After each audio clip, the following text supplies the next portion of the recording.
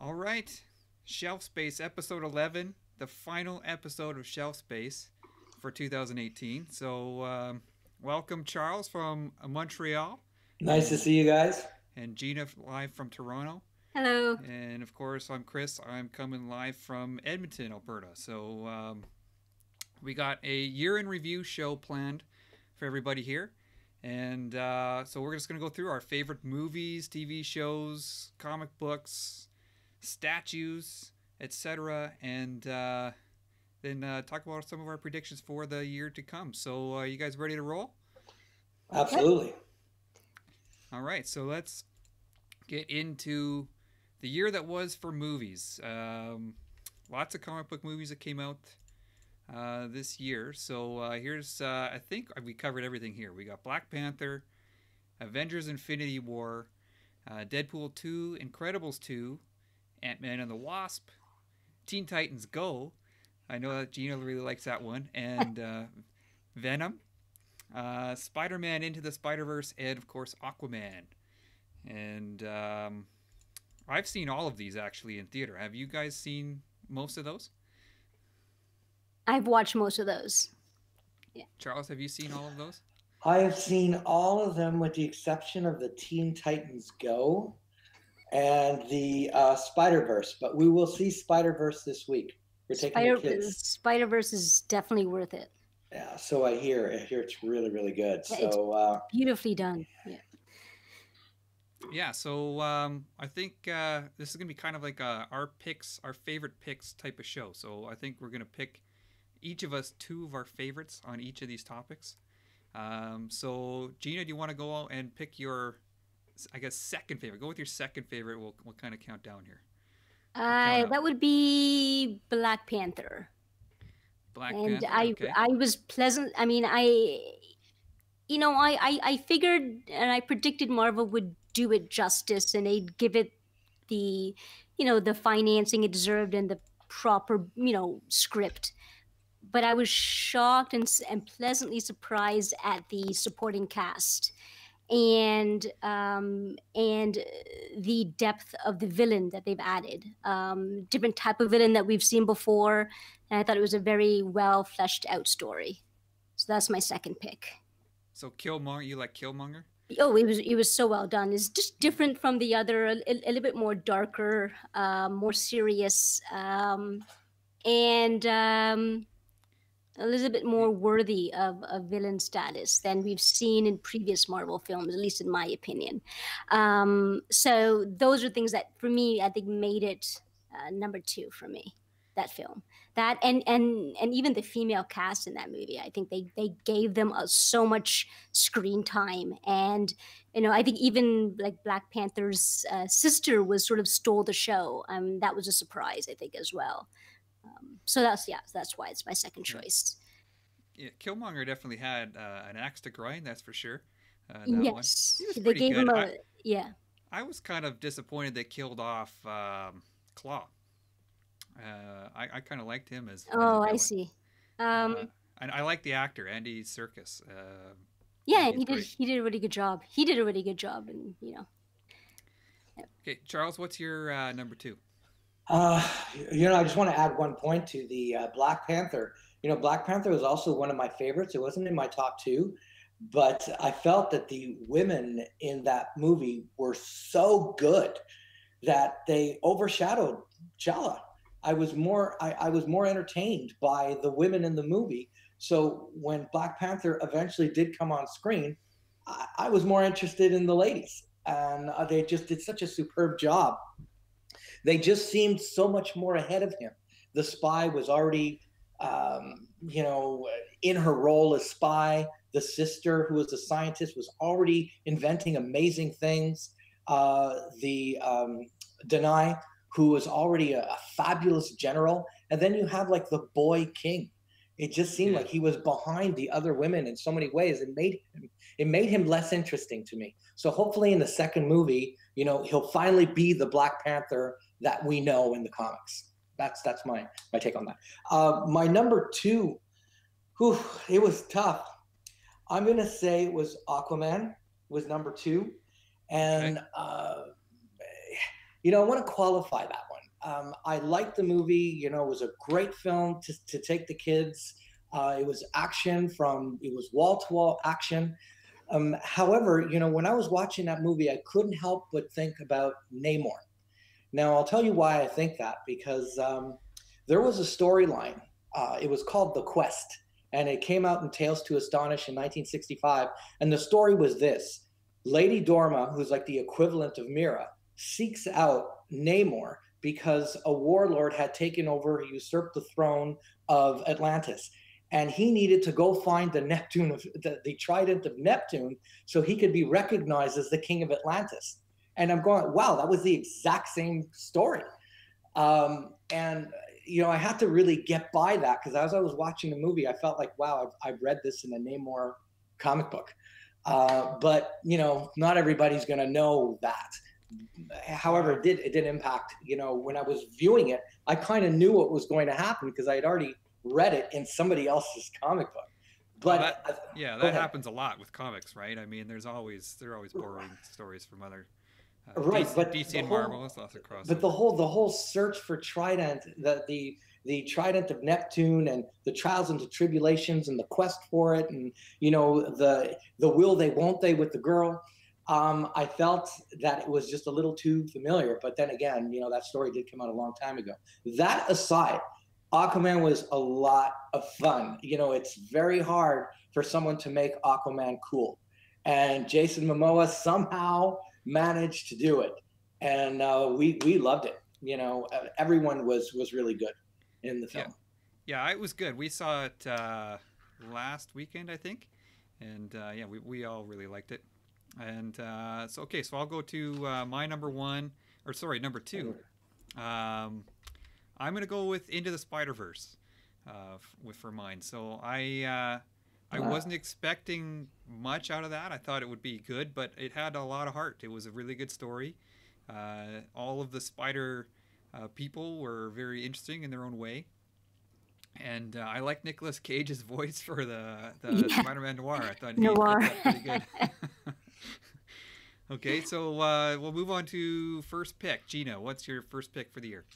That would have to be the Infinity War, Avengers Infinity War. I think there was just so much pressure and so much riding on that film that, you know, it had such a high standard, and arguably that film had the highest standard out of any film, comic book or no comic book film, that came out this year. All eyes were watching, and that means that the script really had to be solid, the performances had to really be solid, and then the ending had to be solid. And then for them to have that epic ending, which, I mean, I don't think anyone expected. Everyone expected, you know, there was already, you know, news that, oh yeah, you know, someone's going to die. I don't think anyone expected how they were going to end that film. So for them to end with such a blast, I have to say, too, that in my opinion, that film, The Avengers Infinity War, is not, in my opinion, not an Avengers film. It is a Thanos film. That film is a Thanos film. It's Thanos. That's what it's about. That's who the star is. And the Avengers just happen to be the supporting cast.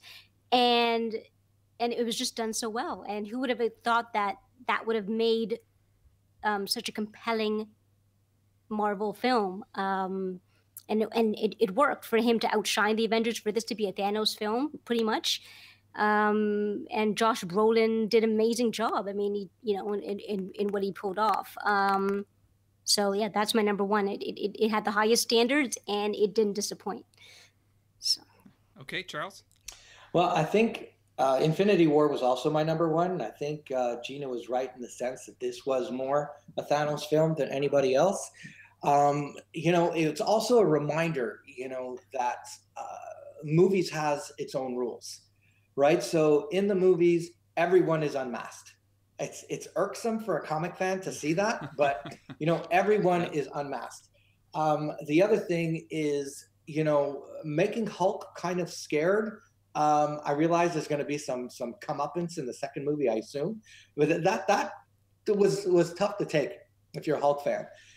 I think the one plot hole that irked me about Infinity War is that essentially, you know, he's trying to come from a noble direction, right? I'm gonna have to kill off half the universe because there aren't enough resources for everyone, and the Infinity Gauntlet's going to enable me to do that. Well, you know what? The Infinity Gauntlet can also double the amount of resources in the universe. That way, you don't have to kill anybody. Well, I don't think it can't create though. Yes, well, not in the movies though. In the movies, it's never been shown to create anything. Well, you're going to see in the next movie, it's going to be able to create life. It's going to bring everybody back. So it can create, and it has Are they dead? Are they actually dead? We're not sure what exactly has happened to them, so we'll have to see. Well, that aside, right? Because like I said, movies has its own rules, and you don't have a lot of space to question things like you do in the comic books. So the comic books, you get 12, 20 issues a year. You can go back and forth with reality. With a movie, you get one every 2 years, or every year. That aside, I thought it was a really, really good film. It was great to see everybody. Everybody brought their A game. No one called it in. It was really one of my favorite scenes is seeing Thor, meet up with the Guardians of the Galaxy, and that whole scene with Star-Lord trying to deepen his voice so he comes off more like a man. It was just and Thor being able to speak Groot because it was an elective. I read that James Gunn wrote the dialogue for those scenes. Which is kind of sad now that he's gone. Yeah, he actually, they brought him in to write the dialogue for those scenes, for the Guardians of the Galaxy scenes. But well, that's great. And what's interesting about Gunn that you're mentioning him right now, he's going off to write the Suicide Squad. So very interesting how the world works. And was the ending spoiled for you, Charles, or did you go in not knowing the ending? Or had it already been spoiled? I didn't know that. Did I know he was going to kill off half those heroes? Right. Like, did you see the movie a bit later and had No, already... No, it was a first day release. Okay. Me too. Yeah. I don't trust Facebook. Yeah, exactly. So I had to go as soon as possible, and also the theaters in my area, they give like those posters. Do you get those posters at your theater? I do. From IMAX, yeah, they give them out. Yeah. Right, and that's how we see it in IMAX, and the kids like to get those posters, put them on the wall. So we make sure we go the first day. Yeah. All right, well, I'm just going to agree with both of you guys. Infinity War was my favorite movie of the year, too. It totally lived up to the 10-year build-up, right? For me. I mean, there's things that bug me about it, too, kind of like you, Charles. But, overall...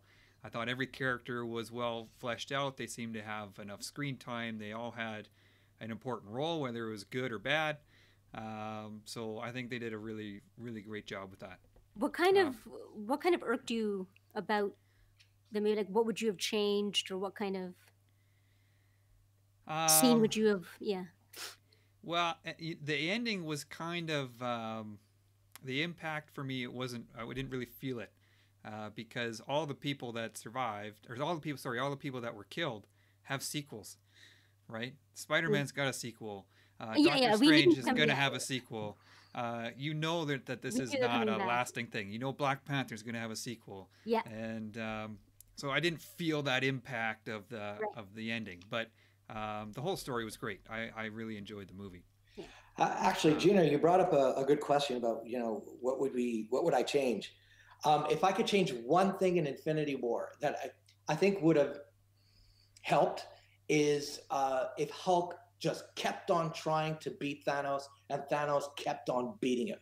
And I would have liked to have seen that aspect of Hulk, never giving up, and us getting to see that one thing. The madder Hulk gets, the stronger Hulk gets, right? Okay. That concept? And I think having been beaten once, and then all of a sudden he's too scared to come out again, I think that takes something away from the Hulk. I would have much rather him not give up and just keep on getting beaten and beaten. Okay, cool. And then in the next movie where the Thanos is going, who is this guy? I've beaten everybody. Everyone is afraid of me except this green-skinned behemoth. And I think that would have really set Hulk apart from everyone in the Marvel universe as the strongest one there is. It would have been epic. There's one thing I would have wished would have been different, which I knew Marvel couldn't have done this. But what I thought would have been really awesome, when I left the theater, thinking the very ending scene with Thanos, he finally sort of snapped his finger and everyone was sort of disappearing. In that final scene, we see a silver streak going across the screen, and it's the Silver Surfer. And then you just see the Silver Surfer disappear. He was one of those that just ended that way. I mean, I knew Marvel can't do that. They didn't have the rights yet, and the whole legal thing. But that's the one thing I thought that would have made it not just like Marvel geekness, but it would have made it even the ending so much more cinematic. Just to see that silver streak, see it be the Silver Surfer, and then that Silver Surfer disappears, and you're like, oh, it would have been a nice treat for sure. That would have been cool. One of the fan theories I read was that the Hulk wasn't the Hulk; it was actually Loki. Do you have any cool. any credence to that? I wonder. I don't know. We'll see. I mean, I don't think anybody knows what's going to happen. I think there's going to be some kind of time travel involved in the next one. Really, I have to say, Marvel, with all the fan theories and the millions and millions of fans trying to predict what's happening, Marvel's really good at sort of throwing surprises. Yeah. But I'm really looking forward to the sequel. So let's move on to our favorite superhero TV shows. We'll go to the small screen now. I think we can all kind of agree on one of them, and that's Daredevil season 3. That was my number 1. That wasn't my number 2 though. Well, I know, but we all agree, so we'll go with number 2. We'll do reverse order here, because okay. I think we all had this as number 1. Gina, do you have this as number 1 too? I do. For the year? I do. Yeah. I do. Yeah. Yeah, I think they just did an amazing job with this season. We talked a bit about it on a previous episode, so we all kind of gloss over a little bit. But Kingpin was amazing. Bullseye was in it. I thought he was amazing. That fight in the office was incredible. Yeah. Episode 11, I think. Yeah, I don't remember which number exactly, but Gina, we'll go with your number 2 now. We all had Daredevil number 1, and anybody who doesn't probably hasn't watched it. So Gina, your number 2 for the year. I liked Luke Cage. What I saw. I mean, I thought there was some improvements over the first season. Yeah. I liked Misty. I liked what's the guy's name? The villain. Diamondback? Or was he in the first? Oh, well, I'm gonna forget now. What's the villain's name? Bushmaster. I can't remember. That's right. Bushmaster. Yeah. He was really good, and he was really scary. They did a really good job. He was kind of a physical match for Luke. Yeah, and it's another reason why that was my number 2 choice was, just my own bias, my own personal preference. I prefer the more adult oriented content for comic books. So that type of villain, that Bushmaster, you wouldn't have seen that on network television. It just fit my own personal preference. So that's another reason why that was my number 2. Mm-hmm.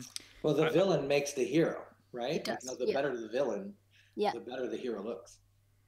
Yeah, and I like the soundtrack for that season too. They had some pretty good music in that one. So I'll go with my number 2 next, and I got to give some love to Iron Fist season 2. I know people hated Iron Fist. Someone had to like it. Look, season 2 was good. Did you watch it, Charles? No, I had to go. make a choice between. I can't watch everything, right? Yeah, me too. I'm the same way. You just have to choose now. Like, even if something I mean, I did hear it was pretty good, and it was a lot better than the first season. But it was a lot better. It's not like the greatest show I've ever seen, but I watched it and I enjoyed it like way more than season 1, like 100% better. And Misty was in it, and the villain was better. The fighting was Typhoid better. Mary. Typhoid Mary was in it. Was his acting any better? Well, no, and that's the downfall. Okay. But at least I think they got like some stunt doubles for the fighting. So was the fighting scenes better? Because that was the biggest issue, I think. The fighting was definitely better. Colleen was good.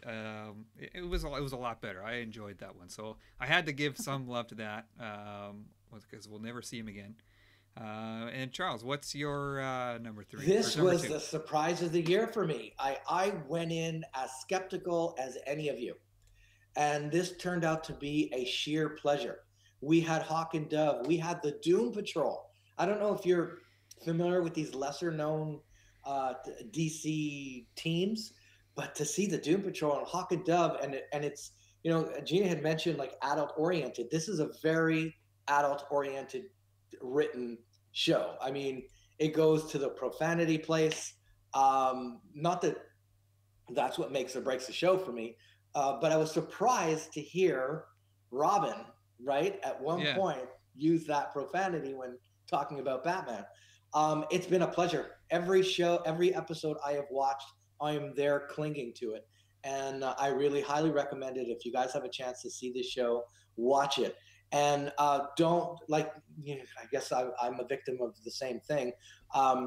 Try not to be too impacted by what people are saying about their costumes. If you don't like it, you get past it within 5 minutes of the character doing their thing.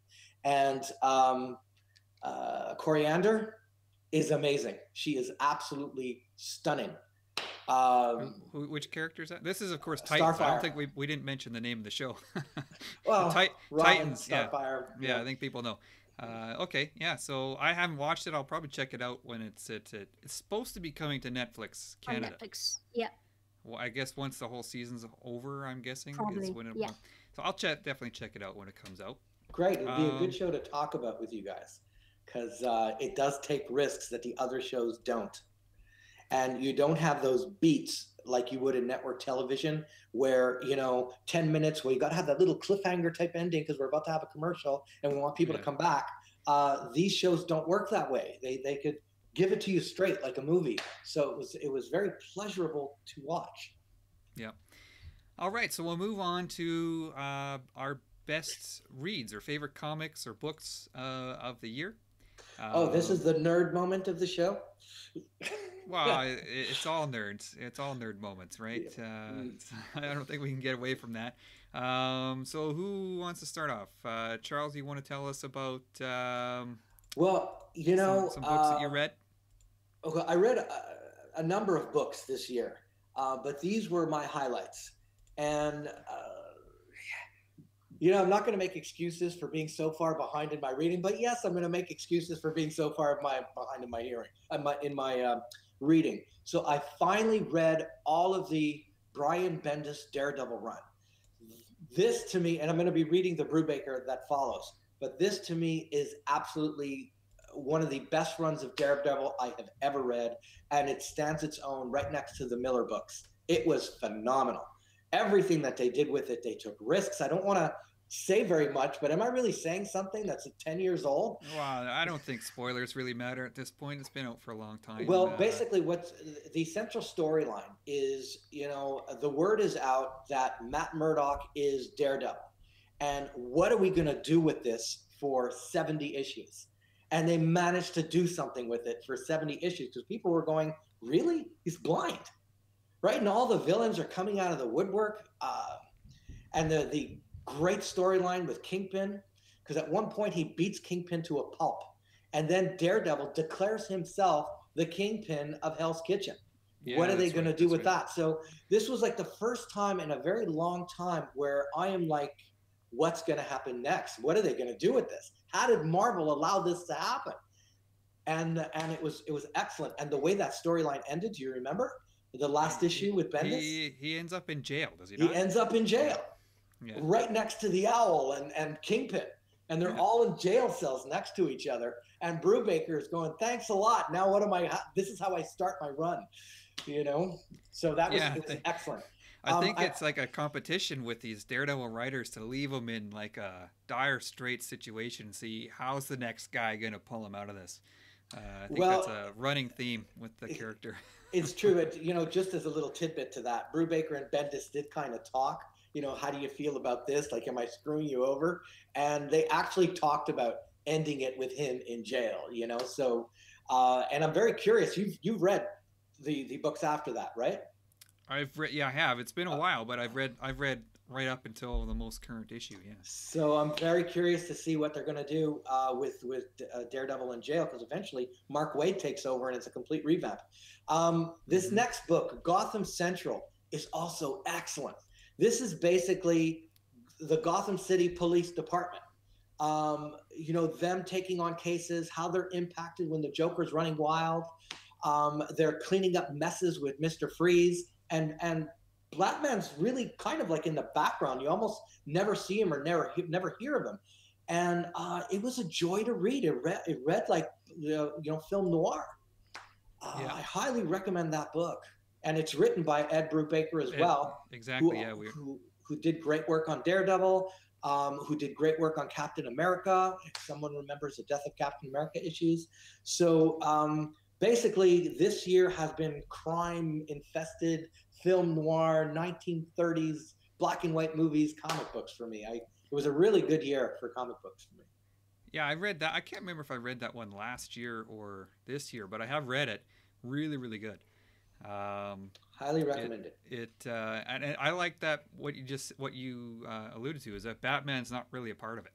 This is the rest of Gotham, because Batman can't solve all the crime, right? There's other things happening, and it was an interesting take. Well, sure, because just to add one last thing, every time Batman is fighting the Joker or Batman is fighting Mr. Freeze or whatever, there are repercussions to those battles. People are getting hurt. There are victims. And the Gotham Police Department, Gotham City Police Department, I should say, had to deal with that, had to deal with the witnesses and the victims. And it was a very interesting take on the Gotham City lore. So, and these books are in omnibus formats, both the Daredevil and the Gotham City Police Department books. So if you want to pick up large volumes, which contain 20 or 30 issues, they're out there. Yeah, great. Two great picks. Gina, you got Alex Ross Marvelocity. Tell us about this book. So yeah, I mean, I chose a book that came out this year. I thought we were only picking books that came out this year. So I've been a fan of Alex Ross's work for so long. I really like his sort of photorealistic style. I got this book, and I don't know if you guys know this, but the book comes with the way he designed it has like 7 or 8 different covers behind that, so you can choose, and it just goes through his entire artwork. And there's a section on Spider-Man. It's so if you're into the art and his style and his process, I really enjoy it. And I've also picked up the omnibus, the Women in Marvel. I don't know if you guys have seen that one. No, I haven't seen that one. Is that the one that has issues 1 to 4 of the cat in there? And I think so. Yeah, I have it. No, I have it behind there. So I thought we were only picking books from this year, but that's okay. Anyways, yeah, Alex Ross, I would suggest if you're a fan of his. I know there's like a lot of comic book readers that are huge fans of his. Pick it up. I mean, you won't be disappointed. I think and Amazon had it on sale, I think, a while ago. I actually have the DC version of that book. Mm-hmm. So this was being pumped pretty hard at New York Comic Con, if I remember right, because Alex Ross was there, and I think he was signing copies. Was he signing? Something. He might have been. And so is it more of an art book, or is there sort of a biography portion of it? Yeah, I mean, it gives. Yeah, I mean, I would call it more of an art book. And there's a lot of his work that wasn't exactly published before or printed before. I would classify it more as an art book. And I think, I mean, he was on the whole night show circuit, sort of promoting the book and everything. And I actually saw him on Good Morning America, or one of the Good Morning shows. Talking about it. I don't know. Remember, he was on like Jimmy Kimmel or Jimmy Fallon, one of those guys. Yeah. It was Seth Meyers. Oh, okay. One of those late night shows. Yeah. Okay, I'm gonna pick. I got 2, and I got one current run. We'll call it. This is the current, or just recently ended Charles Soule run on Daredevil. And I really enjoyed it. I know a lot of people kind of wrote it off right at the start because Charles, you mentioned the Wade run, which was kind of a very different take on Daredevil, and then it was kind of a jarring switch over to the Charles Soule run because he was back in New York. His secret identity was back intact, and all of a sudden he's got this sidekick, this guy on the right here named Blind Spot, and so there's some new interesting characters. We had as I mentioned, Blind Spot. The guy in the middle is a new villain named Muse, who was really cool, and him and Blind Spot had a pretty what do I want to call it? Unexpected moment with each other. Kind of a violent moment. It was pretty intense. So I really enjoyed that, and it just ended. We talked about how they leave him in these real tough spots. So he's dead now, and so he's got to. We're gonna see how he comes out of that. I think he's just in a coma or something like that. In this Daredevil universe, do the Bendis and the Brubaker books, do they exist? Are they part of the... Yeah, it's a continuation. Daredevil has not rebooted. It's all been since Bendis. Since that volume 2, really, it's been one big continuous arc with some different themes. Like, the Mark Waid one was sort of the one outlier, really. It kind of got more to, I don't want to say happy-go-lucky, but compared to the other ones, it was, right? Yes, it was. I read part of that run. I like the artwork, but it Daredevil works better in a certain presentation. That's why we never see the smiling Batman anymore. It didn't work, right? It just didn't work. Yeah, and the one I'm reading right now is The Runaways. I got the omnibus of that, and it's written by Brian K. Vaughan. And I like most of the stuff that he writes. Why the Last Man and... Saga. Yeah. And this one's been pretty good. I'm about 2/3 the way through that, so I'm enjoying that. That's why I brought up the show, Gina. This one has its own live action show. I've heard the show isn't very good. I don't know. That's what I've read and I've seen. And it's just getting a season 2. Sorry, I didn't hear that. It's getting a season 2, apparently. So did Jerry Springer. I mean, he was on for how many years? I mean, hey, that was entertainment. Yeah. That was entertainment. That was after school entertainment. Yeah. From what I've seen on the trailers and all these TV spots for it, because it's showing here in Toronto quite a bit. It just doesn't appeal to me. Doesn't mean that it's not. Doesn't mean that it's not good. Doesn't mean that it won't appeal to other people. It may not be fair for me to judge just based on the trailer. It looks cheesy as shit. It looks just... Wow, does it? Sorry. I'm trying to be nice. The show looks cheesy. I'm not saying, the book is or anything. The book's the special effects just look really, I don't know. I could be wrong. It could be. I don't know. I haven't seen anything about it. I just know that this show exists. Maybe it's for a younger crowd. I haven't seen any of it. Maybe it's... have you read it? No, I have not read Runaways. I don't just really... to give a quick... doesn't resonate. The visual didn't resonate with me. Yeah, the art's not the best, I'll admit. But the story's pretty good. It's basically a group of kids who discover their parents are supervillains. And, decide to get out of that situation. So it's good. I've enjoyed it so far. So I think we're going to move on to Hold on, just one thing. And we'll go right to the next one right after that. Okay. Gina had mentioned, I thought this section was about something that we've read this year. This is one thing that's really irksome about comics, and the viewers are totally going to resonate with this. If you're going to read a comic book nowadays, be prepared for 14-parter. And I can't read like that. Like, I got to read the whole story all at once. And sometimes you got to wait a year or two for all of it to come out. So, these runs that, these choices that I had from my favorite reads, I was able to benefit from reading all of it at once. And it was amazing to read it that way. But just as a quick aside, something I read just today, and you might be interested in this, Chris, was Superior Spider-Man #1. It just came out. So we have Doc Ock assuming the role of another Spider-Man, in San Francisco. Oh, this is a new series. This is a new Okay. series. Number one Okay. just came out this week. And I know you and I have talked about Superior Spider-Man. We liked it. And there's It was been excellent. buzz, that they were going Yeah. to bring him back in some way. Well, I read issue number one. Most of the cast, Maria, His girlfriend. right, Yeah. his Yep. girlfriend is in there. And it's an interesting take on the character. Like I'll just paint you one scene and it'll totally tell you the difference between the Superior Spider-Man and the Peter Parker Spider-Man. There's a scene where he's fighting against a revamped Stiltman, right? Yes, Okay. Stiltman is back.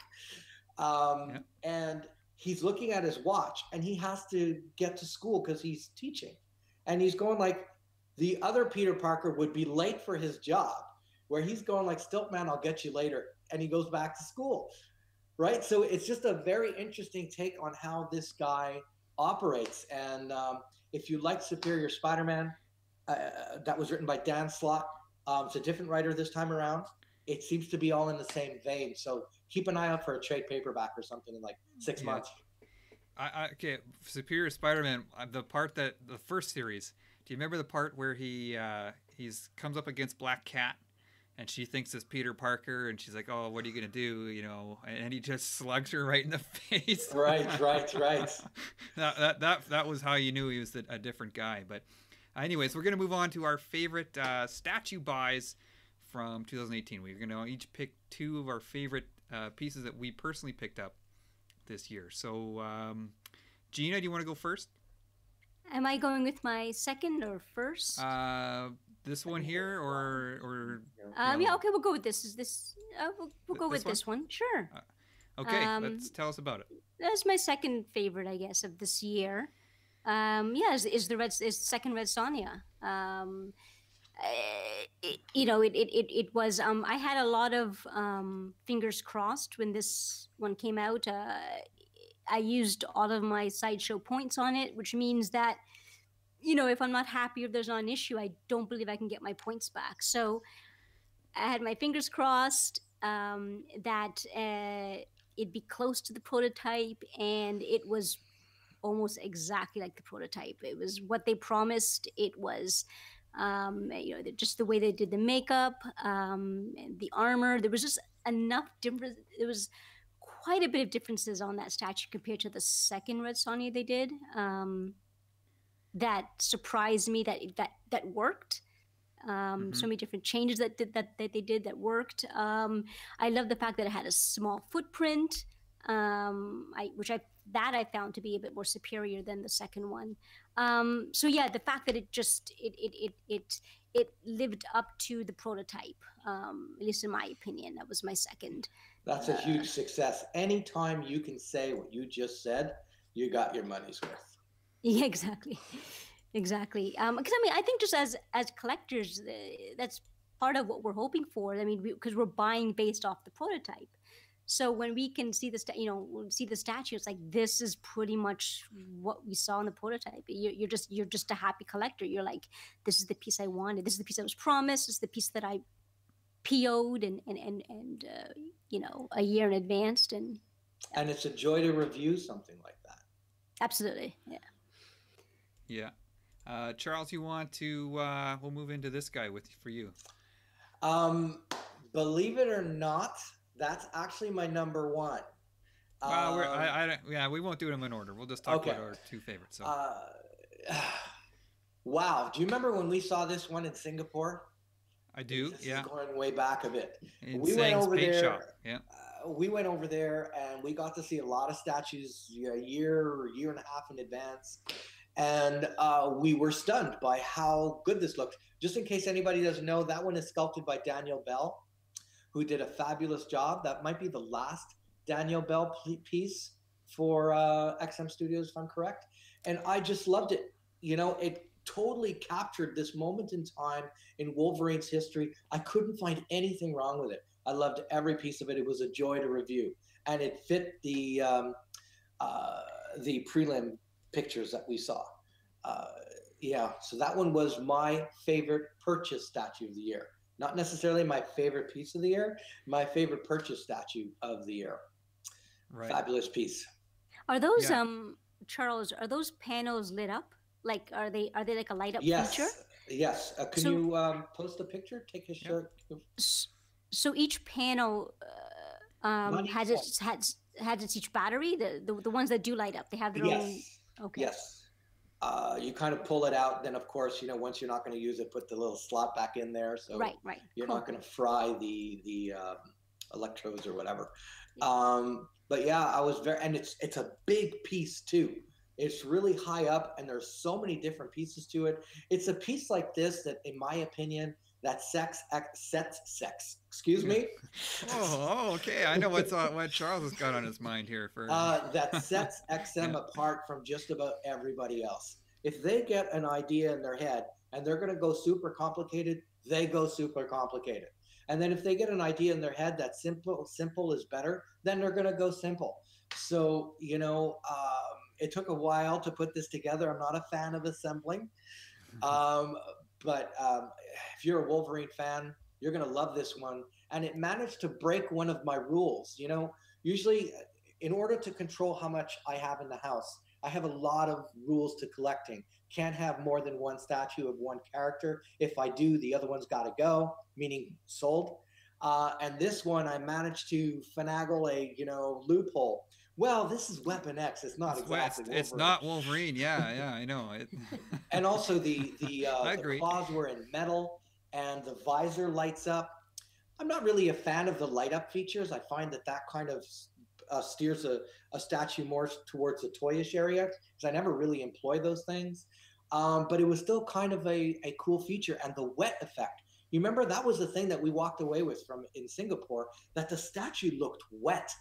Mm-hmm. And XM is always trying to use new materials or new advances in statue technology, if I'm going to use that term, to push the envelope, push the boundaries of what they can do with statues.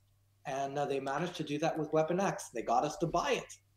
Yeah, I remember we went to their office and they were playing around with the wet effect, and they had the dry one and the wet one next to each other, Right. and it was a no-brainer. The wet one looked way better, in Yeah. my opinion. So they definitely went in the right direction there.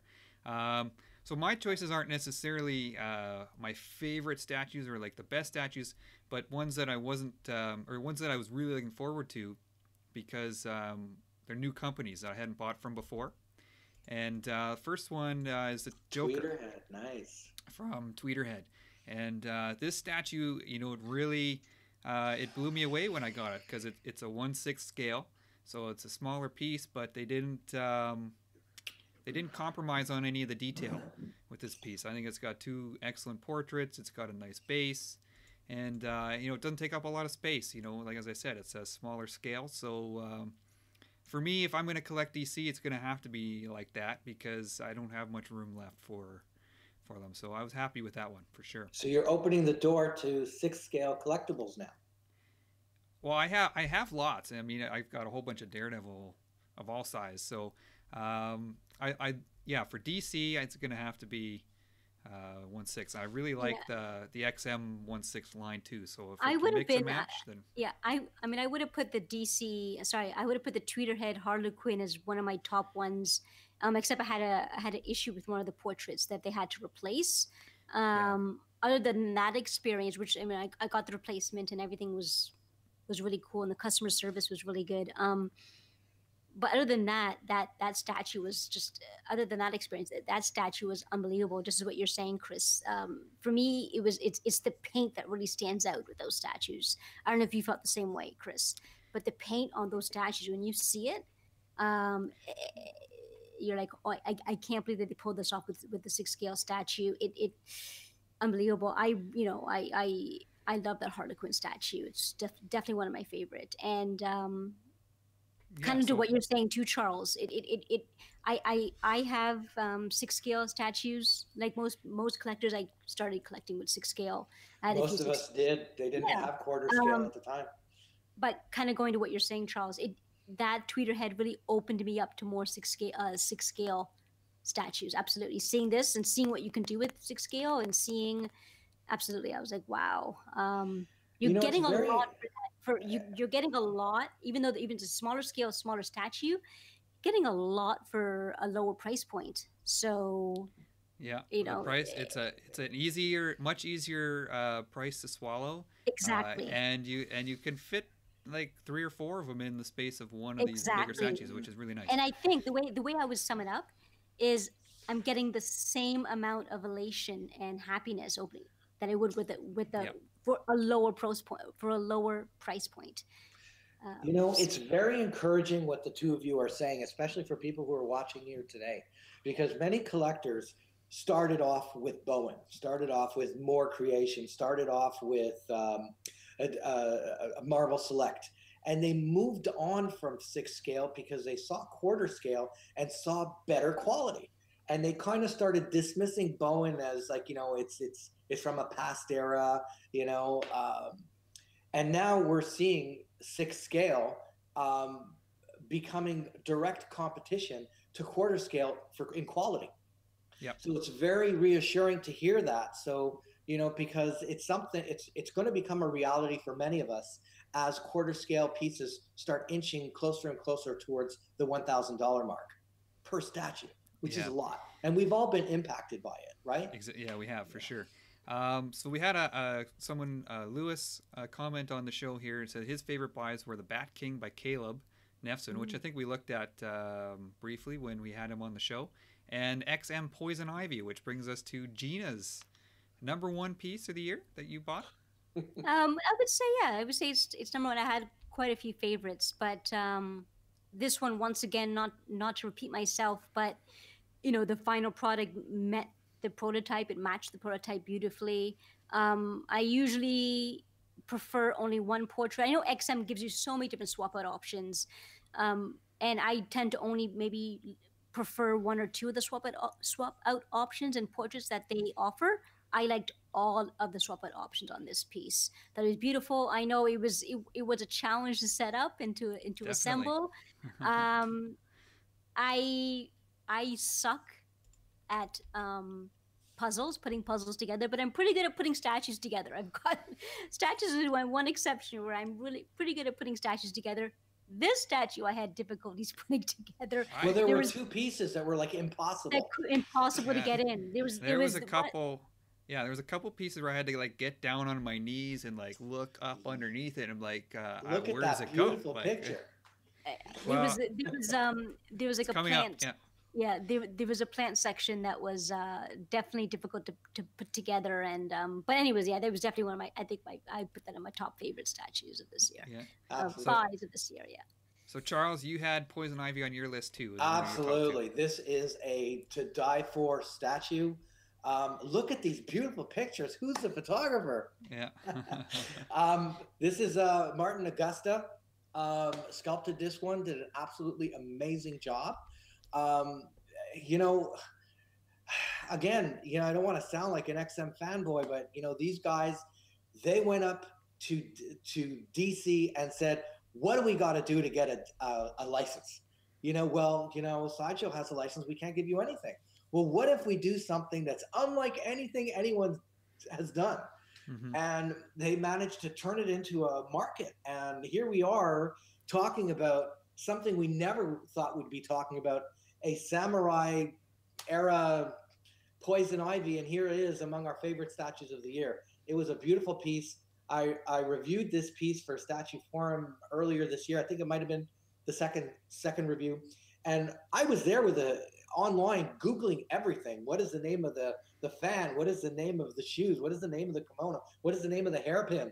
And they did so much work on this, and the only reason why it wasn't number one for me, and this is just a minor point, but this is where the minor points differ between one and two, is that I'm a bigger fan of Wolverine than I am of Poison Ivy. And I really like that the Weapon X captures a moment in time that I can resonate with. I can connect with. I know that story. Whereas the Poison Ivy story, it was very new. I liked the story it was trying to tell, but the emotional connection to that statue was not the same as the one that I had with the Weapon X. Because Weapon X there's a tortured figure right? He was captured, he was tortured, he was mutilated, he was turned into something else, largely against his will, and that just took it up a notch. I mean, both of them are stunning pieces. On a different day, I could have said Poison Ivy was number one. You know. Yeah, and like you said, it was a real shot in the dark with this lineup, and here they are. They've done Batman, Poison Ivy, they got Batgirl, Bane. There's a Joker coming. There's a second Batman, the Shogun Batman. So they're really and Catwoman. And there's more coming, right? Right. You remember when we were in New York, right? And we were covering the New York Comic Con. How much attention did that Shogun Batman get? Lots. You know, a lot of people were going, "What is this?" Sure, the Batman Sanity got attention because it had, like, you know, the 10 villains all around him. But people were going, "What is this armored steed?" And it was just it was a delightful piece, and they're making the absolute most of this license. And I'm actually so super tempted to get the Batman Shogun. But I think that's a 2020 piece, and I still have to consider the finances for that. But these pieces are phenomenal. You know. Are you guys getting the Batman Insanity? No.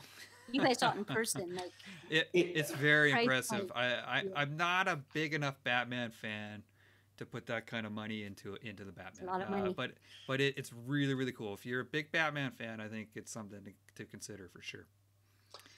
There are two versions of that one too. So which one would you get? Which one would you get, Charles? I like the painted one. I'm a sucker. The nightmare sequence one. I mean, it's nice, but you know, having everything in full color was beautiful. It's a stunning piece, but I haven't quite made the shift to 6 scale yet. I mean, you guys seem more prepared there than me, but I haven't made the shift there. I'm still in denial.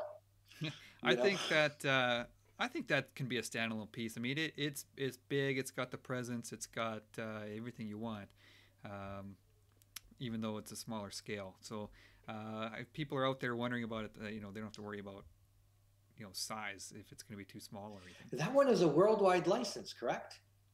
All the DC. Yeah. Yeah, everything DC from XM is worldwide. Anyone can get it anywhere. They can order it on their website. It'd be great. Yeah. So for me, as I said, I'm kind of going with some stuff I haven't seen before, companies I haven't bought from before, and a company that's really kind of jumped to the forefront for me the last couple of years is Sume. They've really come out and almost dominated the annual statue awards, and some of their stuff. I finally got a chance to see some of their stuff this year. I hadn't seen any of it in person, and one of my favorite pieces from them is this Ace statue. This is your number one or number two? Well, I'm not really ranking them. I'm just kind of highlighting two of my two pieces that really stood out to me.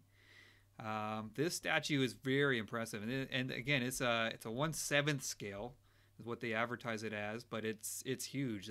I'm not showing the whole statue here, but he's got this big fireball above his head that's probably the size of a basketball. Is it made of resin? Yeah, it's clear. Is it like translucent resin? Okay. Translucent resin. And one thing that Sume seems to do, I think, better than most other companies I've seen is with that clear resin. It's so clear. There's no little bubbles. There's no cracks in it. It looks like glass. And and does it have a light up feature? Is that it does? Yeah, that picture I just showed is lit up, and it's got a flickering sound. It's got sound effects too. So if you want to plug it into the speakers, you get the whole whoosh of the flame and the fireball, and it flickers, and the lights flicker in time with the sounds, and it's really cool. Oh, that's cool. So just something a little different, yeah. Does it look? It looks complex to put together. Was it complex to put together? The guy was hard to get on the base. I didn't think it was going to fit. I was like, oh, this isn't going to go. But you had to work your way in there. But yeah, I just thought a couple things that really stood out to me was the Joker, and I saw a few pieces from Sume. I saw the Vegeta, Goku, both Dragon Ball, and Ace. I thought they're legit. They're in my mind they are near the top of their genre for sure. And so I think with that, we're going to move on to Statue of the Year, which is coming up for second week of January. It's going to be January 7th is when the voting of that's going to go live. And I'm just sort of finalizing all the write-ups and images and stuff. And so quickly, before we get into which ones you guys think, your prediction for what's going to win, I just want to say there's going to be a pretty big giveaway planned with this event. So during the voting process, the way I have it planned in my mind is after you vote, you'll be going to the giveaway page, and if you want to enter into that, you can. So we got 4 pretty good statues. I'm just giving a teaser right here. Some people might be able to pick out what those are based on the shadows on the wall there. But 4 pretty good statues from some friends of the show, we'll call it. So that's going to be pretty exciting. So if you had to pick one piece that you think's going to win, not necessarily the one that you like the best, which one do you think's going to win? Charles, what do you have in mind? Well, I'm going to answer it, what I think is going to win and what I think should win. I'm going to give you both. Okay. So what I think is going to win is Thanos on Throne. I think Sideshow, they presented something that the fan base fell in love with. They came, in thousands to buy this thing, right? The regular had a run of over 3,000. So, and it was $12.50 US. So fans came out in droves, and I've heard very few grumblings about it. And I think people were largely very happy with it. The timing was perfect. Mm-hmm. The paint apps were there. They had a good portrait, alternative display options. I mean, this was a hit. Which one? However, I think from a structural standpoint, I think the XM Hulk Buster was a more ambitious design. I think that one is the better of the two. But I think from a fan perspective, if I had to just, think Academy Awards type of thing, I think Thanos on Throne is the winner, and by a margin. It'll be close, but not as close as Thanos. Thanos is an impressive piece. Yeah, I got a friend of mine had it. I got a chance to review it, look at it up close, keep it at my house for a few months. Months? Yeah. What kind of friend is that? I'll get it back to you as soon as I can. So yeah, I got a real.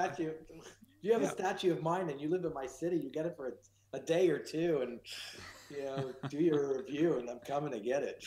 Yeah, good guy, Marco, friend of the show. So, yeah, I got a good look at it. It's a very nice statue. It's one of those ones where if you got a good one, then it's really good. But it did have some sort of shipping issues almost. Like a lot of them showed up damaged, at least early on. And then they seemed to correct it later on.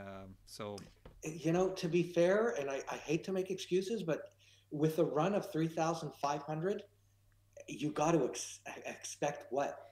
1%? Well, yeah. I mean, it's not. I'm not taking a shot at Sideshow or anything, but that statue seemed to have some issues, and but lots of statues do. So, it's if you get a good one, Thanos is near the top for sure. But I've heard that most people have gotten their replacements by now. So yeah, and actually, so. Marco, the friend who's I had, got a replacement, and it took about Hey several Marco, months. know we're watching.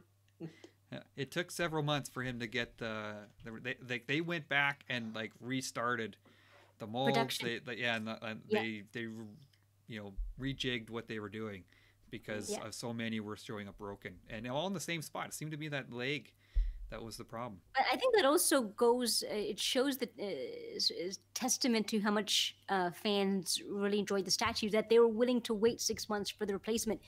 Any other statue, if it wasn't really worth it, people would just, I want my full refund. Yeah. I don't think many people were asking for the full refund on this statue. They were saying, okay, fine, I'll wait the 3 months, I'll wait the 6 months for replacement, or I'll just, I'll just take it as it is. the issue isn't that serious. So that's a testament, and this kind of goes to um, my choice is sort of tag along to what Charles was saying. Thanos is what I think may win. It's what I think should win for the exact same reasons that he said. Hmm. So, for the interest of time, I just echo what he just said. Right. And And yeah, it you know, it definitely could, and if it does win, it's deserving for sure. What my prediction is Vegeta from Sume, yeah, and same thing. I got a chance to review that one.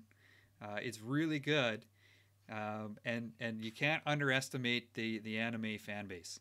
It seems to be every year coming down to this sort of more North American mainstream, the Marvel, DC fans, and then you got the anime fans, which are global. And Do you have a picture of and that statue that you're talking about? You have a picture of that uh, statue? I can pull one up. Just give me a second here. Um, Because when you go into the Tsume world, which one it is, based on what Gina said, she hit a memory. I know what it is. Um, yeah, if it wins, that one also deserves to win as well. So, you can't um, underestimate it. I got to see it in person, and it looks good. it's really good. Um, if you know whether it's your style or not. has my image frozen? Yeah, it has. I don't know why. It looks like you're permanently scratching your neck there, but Yeah. I can still hear you. So maybe I'll come back. Uh, I don't know if yeah. you can restart your camera, but sorry. Yeah, my program froze there. Hopefully we're still going. It says we're still going, so we'll keep going. 2019 statues predictions. Not predictions, but ones that we're most looking forward to. So we'll pick two, and Gina. We'll start with you. We'll go with your choice number two, and It's not much to go on here, but it's yeah, not the how one come? that it's not the one that I'm going to buy necessarily. It's the one that I am most interested interested to see. I want to see what they're going to put together. There's a lot of pressure on this piece. I have the XM cable, which I love. I think it's perfect. I'm really curious to see what they're going to do, what Sideshow's going to do with their cable. For me personally, that's my most anticipated reveal of 2000 statue reveal of Hmm. 2019. Looking at what they did with the Punisher, um, I'm really curious to see what they're going to do with cable, and there's just a lot of pressure, and I think they know that. I think they know the other company statues out there and what other cable statues have been put out. They're very Hmm. conscious of that. We'll see what changes they're going to make and how they're going to step it up, so to speak. Really more interested because on that, why I chose that statue is because I think XM hit it out of the park with their cable. Hmm. So that's probably another reason why I'm really curious to see what. Okay, all right, Sideshow. Now it's your turn. Let's see what you're going to do with that statue. Yeah, I think there's a couple teasers that were put up online there of the arm, and it looks like they're going to XM's was kind of a more of a Terminator style robotic arm, Yeah, and Sideshow seems to be going more of the look in the comics really, with just kind of a banded muscle. It's not really a robot arm, right? It's like an overlay on his skin, kind of. So like yeah, how they're going to do the whole technovirus. yeah, Yeah, they're going to do it differently. Yeah. yeah. Okay. So Charles, will go. Which one do you want to do? Do you want to do? Well, we'll show both. We can show both let's figures at the just same start time. with that one. Okay. Dark Phoenix, Martin Augusta. Once again, I mean, like, geez, he did a phenomenal job on this one, and this is something that I'm very much looking forward to receiving. And Hmm. I think it's coming in the next few months. Am I correct? Next 3-4 months? I saw a comment from saying, I believe, I think it's being done at the same factory as Hulkbuster, and I think they're pumping out the last few Hulkbusters, and then it's going to be Dark Phoenix. So probably later, later in quarter 1 is what I saw. Mm. Yeah. Well, it's definitely one that I'm looking forward to receiving. It is a beautiful piece. Um, and what I like about it is that they didn't overcomplicate it. right? Sometimes I like big bases, and this is one that actually didn't need it. Hmm. Something that I alluded to earlier on, when XM feels it needs this big elaborate show, they'll go for it. And this one, they didn't seem to need to do it because the character herself tells all the story you need to know, right? She's evil, she's a force of nature, and she's deadly. And they managed to tell that story in this piece. Very much looking forward to receiving that one in 2019. Yeah, so it should definitely be out this year. I had a tough time picking ones that I thought were actually going to come out in 2019. It seems like a lot of mine are getting pushed to 2020 already. So it might be a Yeah. bit. It might be a bit of a slow year. But one that I saw, I already had it on pre-order, but I saw it in person in San Diego, briefly, was Electra from Sideshow. And this one, I really liked it when I saw it. It's some, for me, it's a piece you have to see it to really appreciate what they did with it, and I'm excited. I wanted an Electra statue, and this one seems to be pretty good. Chris, here's the thing with that piece. And I don't know if you'll agree, but look at the paint job on that piece. It's Yeah, amazing, and I can't help it. I can't help it. I'm a little skeptical. I I actually need yep. to. Sorry, go ahead. I'll admit I am too. That one was painted, I believe, by Ed Bradley, who's a really good guy that I talk to once in a while on Facebook, and excellent painter.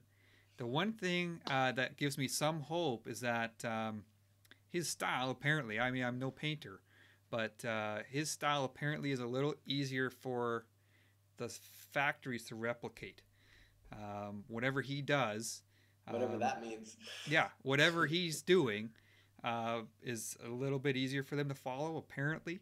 So I'm hoping, my fingers are crossed, that one turns out. So I'm eagerly anticipating how it's going to turn out. But I I mean, really, I have faith in them. I mean, I think that part of the price increase and why we're spending so much money is because I think they are investing a bit more in their factory paint and the time it takes for these. But we've seen that with these statues now, that I find that these statues the last year have been better painted, the ones by Sideshow.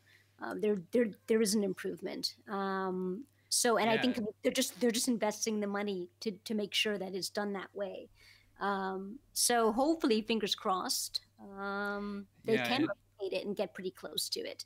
The skin color that they had for her, I thought it looked excellent, and I hope they get that pretty close I for mean, the I think final they piece. nailed the Sideshow nailed the paint, at least for the most part, in their Wolverine. I thought they did a pretty It good was pretty job. good. It's pretty good. Yeah. Um, yeah, they did not bad job.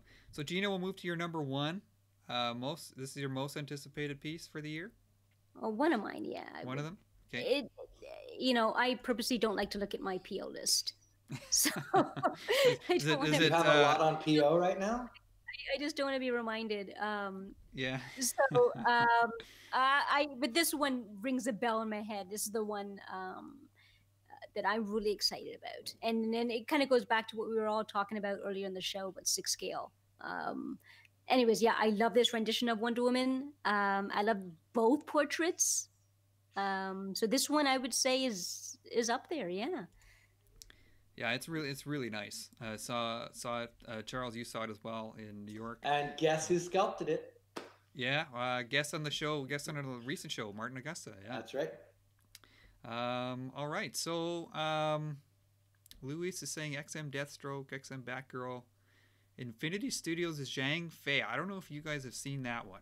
Gina, I think I showed it to you. It's I think it's a historical Chinese figure. I'm not exactly sure where he comes from. Yes. The guy on the horse.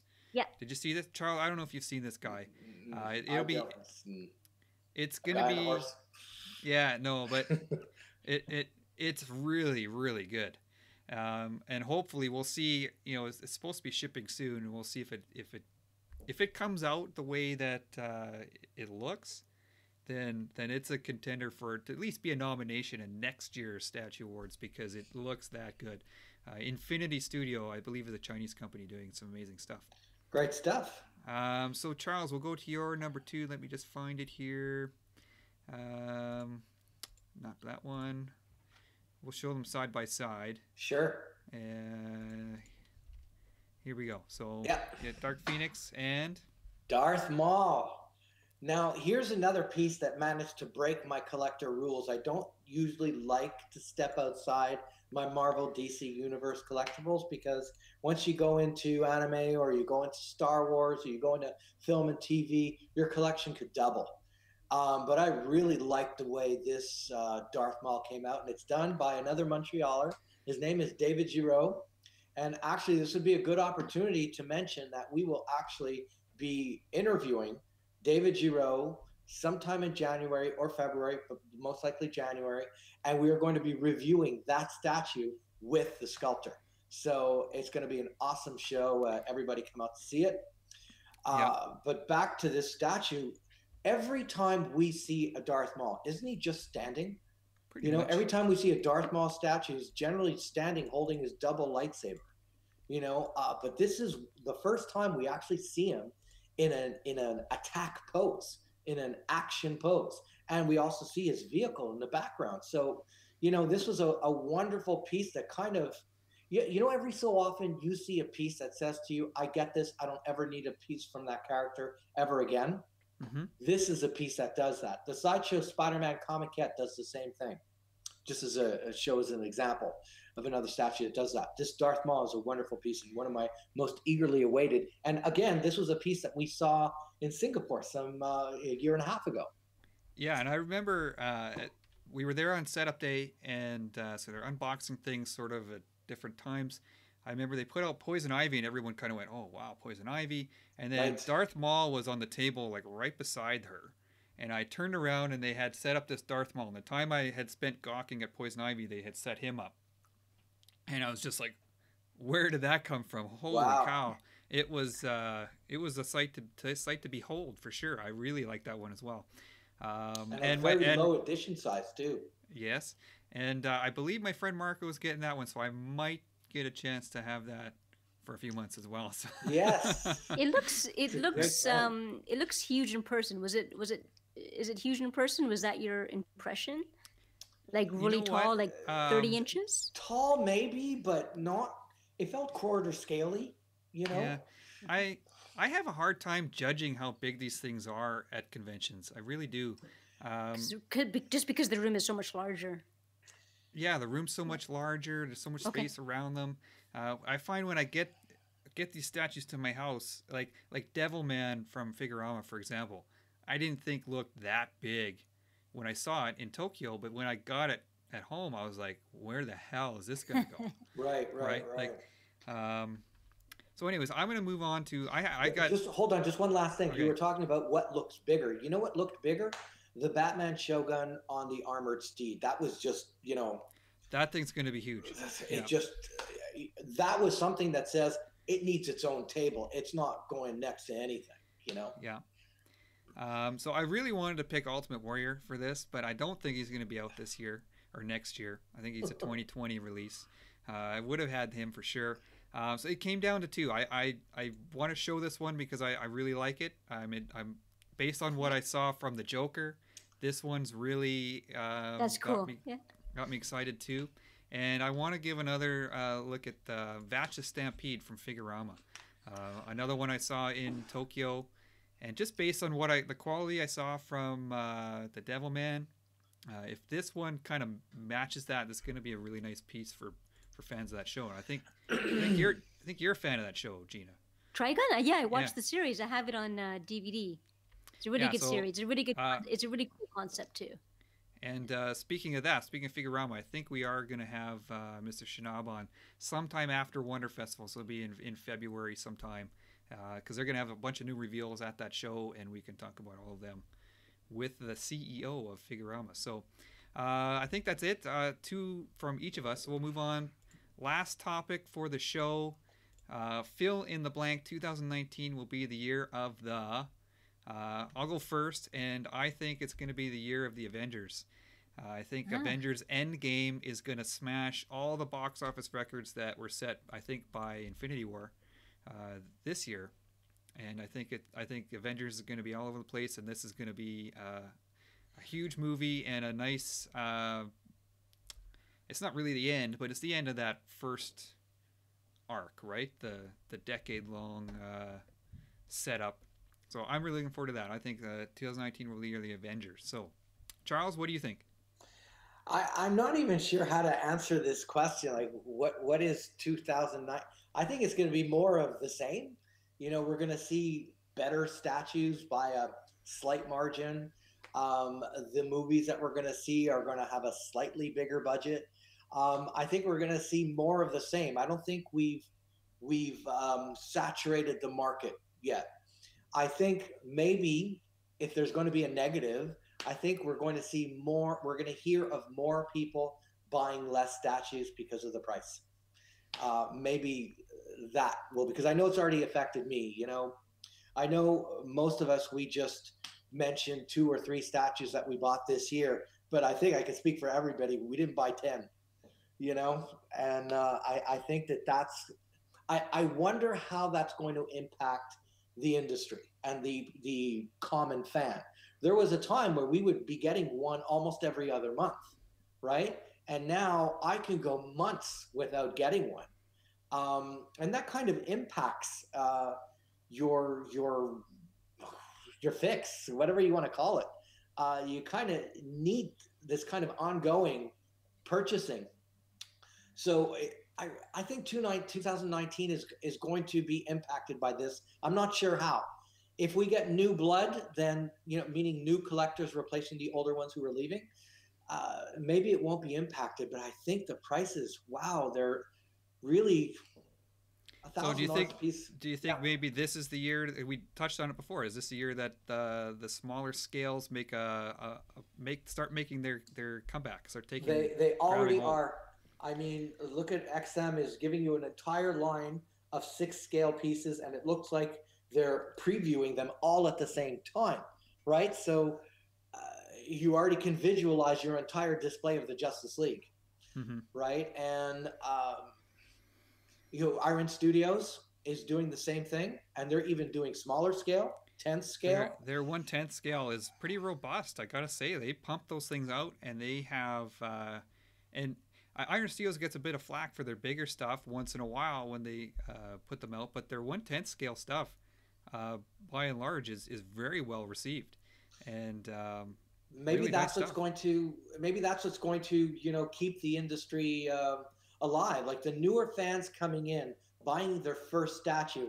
I think it's a huge thing to ask them to spend 1,000 and they've never purchased a statue before, but these smaller scale pieces are easier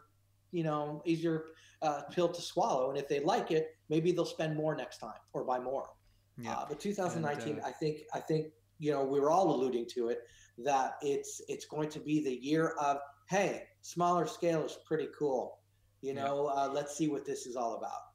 And while on the topic of Iron Studios, we were going to have Heenan Peasy on the show, CEO of Iron Studios. He is going to be on the show. We're just working through the scheduling. So once we can come up with a date that works for everyone, we will have him on. We can talk all about the 1/10 scale line. We can talk all about the Brazilian Comic Con, which is now the Absolutely. the biggest attended convention in the world, and their expansion into Germany next year. So, Wow. Gina, let's finish off the show with you. Your prediction: 2019 will be the year of the. Well, maybe this is a bit wishful thinking, but I think it might be the year of the X-Men. I think Marvel takes over X-Men, and Fantastic Four. the deal is set up, and Marvel sort of trickles out their plan, and maybe even some cast announcements, and it becomes the year of the X-Men, and the X-Men one is now taking over the mantle from the Avengers. I think it. Maybe it's just wishful thinking. I don't know if it's actually going to happen, but It's not a um, bad theory. I think some people are reaching Avengers fatigue, right? and I think that this is sort of like a genie in the bottle for Marvel. We're all kind of reaching the Avengers fatigue, and now they got this opportunity to get the X-Men. This is like lightning happening twice for them. Like, how often can this happen? You're right, when you're about to get saturated with your characters, you've got this new franchise that's already been exhausted somewhere else. So yeah, maybe for wishful thinking, it's not going to be the year of the Avengers. It's going to be the year of the X-Men, and we get some. I don't know. Maybe we might get an end credit scene somewhere in a Marvel film. Maybe they're gonna. Maybe Marvel is going to bring out all of the a surprise actors coming out for their new cast of the X-Men, similar to what they did with the Avengers when they announced the Avenger cast. Um, if they were able to do that, and if they went in that direction, and then it very well could be the year of the X-Men. It's like, wow, look what they got for for Wolverine. Look who's going to be Cyclops. Look who's going to be Jean Mm-hmm. Grey. Wow, wow, wow. Well, So I'd be yeah. excited for it. And Luis is still with us watching the show. Thanks for sticking with us here, Luis. He's hoping for that too. X-Men. I did read. Now I don't know how much truth there is to this. It's probably not very much. But did you see there was a hint that Hugh Jackman's on the credits list for Endgame? No, I didn't know that. I didn't read that. I don't know. I didn't read the article. I just kind of scrolled by it, and that'd be interesting because I really think there's going to be some kind of time travel element to that movie. Um, so maybe they come across him, and it's his sort of his last. Because they'd have to go back in time, I guess, because Yeah, he's dead in the after Logan. correct. So, But one thing I'm also very optimistic about is I think I read an article where they were saying that Kevin Feige will be in control of the X-Men. So when that deal happens and is finished, mm-hmm. he'll have creative control. So for someone like that who's already proven himself with the Avengers and getting that ushered in, to have him control of the X-Men is going to be really exciting. So Yeah, I think the I'm kind X-Men. of secretly hoping, just let me, a quick aside, I'm secretly hoping they do something with the Fantastic Four. I grew up absolutely loving this title, and there are plot lines being thrown out there that would make a lot of sense on how they could introduce the FF to this world, to this universe. Sorry. But I think X-Men is the more bankable. Well, actually, though, Charles, going to what you're saying, I read an article how what Marvel is really interested in is making Galactus their next main villain, the same way that Thanos was for the Avengers. They want Galactus to be the next main villain. Do you think they'd go with another, space, alien invasion from space theme? I read that they're continuing. They want that cosmic. From what I'm hearing, Annihilation. So continue with it. There's an Annihilation storyline. Have either of you read that? I have, and you know what? I almost picked that for the best reads part. I read that this year, the omnibus. And it's really good. It features Nova as the main character of that one. Right, but it also features. It seems to make sense for what they want to do with Captain Marvel, right? Because she's a cosmic hero, and and also the Skrulls are a part of this annihilation, and the Nova Corps are part of this annihilation, and it seems to make sense that they would consider that, as where they're going to go. And those were two very successful omnibuy. And actually, Galactus plays a big part in that too, and he's actually more of I don't want to say a hero, but he's sort of one of the keys to victory, we'll call it. And I like Galactus. I think he's a great character, and I'd like to see him in the Marvel universe, cinematic universe somehow, for sure. We shall see. Should be interesting. All right, I think 2019 looking like a pretty exciting year. And of course, Shelf Space will continue. We mentioned some of the guests coming up on the show, and we'll have more shows like this where we just talk about general pop culture, what we're reading, what we're watching, things like that. So, again, thanks to everybody for watching. We're going to wrap the show up now. Charles, Gina, thanks again. Nice to see everybody. Happy New Year. And everyone have a happy New Year, and we'll talk to you guys in 2019. Sounds good.